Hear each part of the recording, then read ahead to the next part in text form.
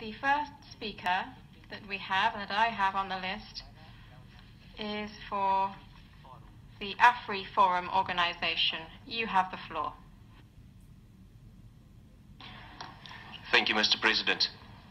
South Africa is on the verge of a humanitarian crisis. 2015 was the driest year since 1904, when the South African Weather Services started documenting rainfall. 2013, 2014 and 2016, South Africa received less than average rainfall. South Africa has a 37% unemployment rate, and because of the prolonged drought, another 38,000 South Africans have lost their jobs and income. The drought in South Africa threatens the well-being of the Afrikaner farmer community, as well as the greater South African public, and will have a negative impact on the entire country. Therefore, we believe we are on the verge of a humanitarian crisis. Afrikaners are historically referred to as boere, which means farmer. It is generally accepted that the majority of commercial farmers in South Africa are Afrikaners, the minority of the population. Ladies and gentlemen, the first victim of the drought is the crop farmer, who cannot harvest as all the crops have wilted in the drought, leaving the farmers in debt of millions. Prices of maize meal, one of South Africa's staple food sources, will drastically inflate in the coming years. The second victim of the drought is the livestock farmer. A livestock farmer will slaughter the majority of his herd to ensure the survival of the core breeding herd.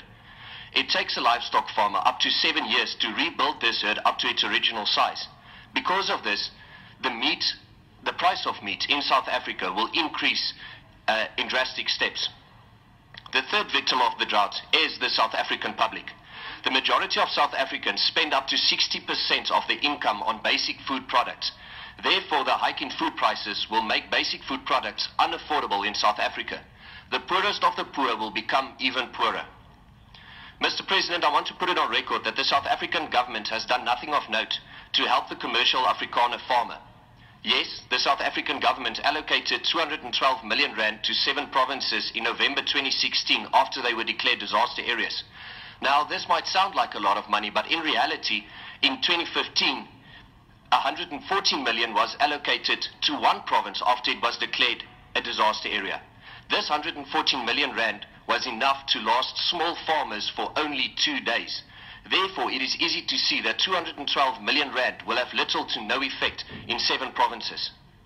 Several organizations warned the government of the coming crisis, but the incompetence or blatant unwillingness to address the coming crisis will have its true effect in 2017 and 2018. Ladies and gentlemen, history has taught us that people can survive many disasters for long periods of time as long as they have access to food and water.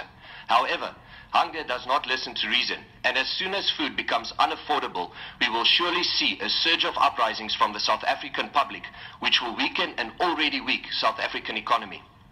The fact of the matter is that the entire South Africa is dependent on the Afrikaner commercial farmer, as it is they who contribute to food security in South Africa. By ignoring the minority Afrikaner commercial farmer in his time of need, the South African government will lead South Africa into a food security crisis. I thank you.